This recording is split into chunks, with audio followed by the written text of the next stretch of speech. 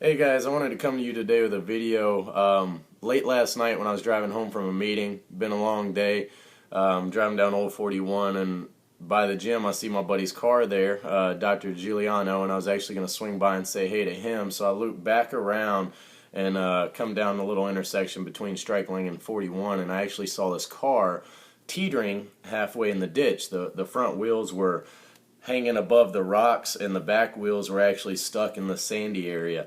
So obviously I stop and I see what's going on, try to assess the situation. This older lady was trying to go to Lansdowne Street, which is a bar restaurant in that plaza, and she missed her turn. So trying to figure out, see what we can do. I go to the gym to try to recruit some muscles to help push this car out, thinking it'll be that easy, and it's just stuck in that sand. So obviously we need to work out more.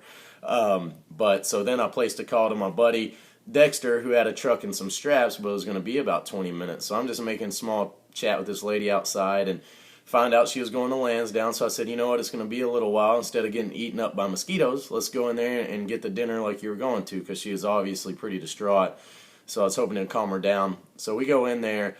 The lady leans over to me and hugs me and starts crying. And at this time, I'm kind of like, I didn't know what was going on. And then she just whispered the softest thank you to me.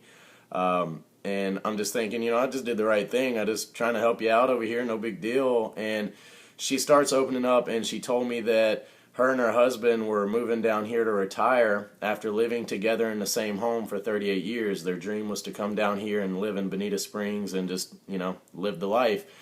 And what had happened was, on the day they sold their house and they were about to move down here, he had a massive heart attack right in front of her and passed away.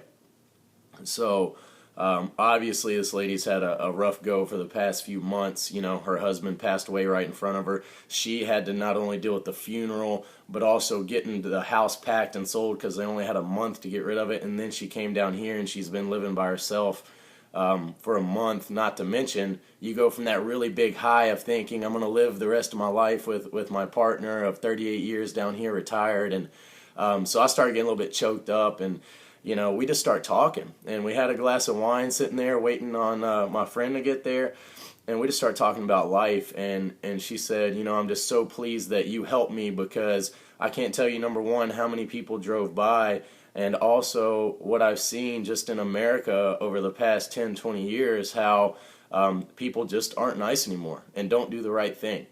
And it was an awesome conversation to have with this lady and get her viewpoint. But my whole reason of bringing this story to you guys is I could have drove by, and I almost did. And I thank God that I stopped, because we got her car out. I got to have this awesome conversation with a lady, and especially with that going on in her life, that one little deed that I did put a smile on her face and hopefully helped her out, and maybe that'll help her in her grieving process. I don't know. But it doesn't take much to give something to someone, especially when you're not going to get something in return.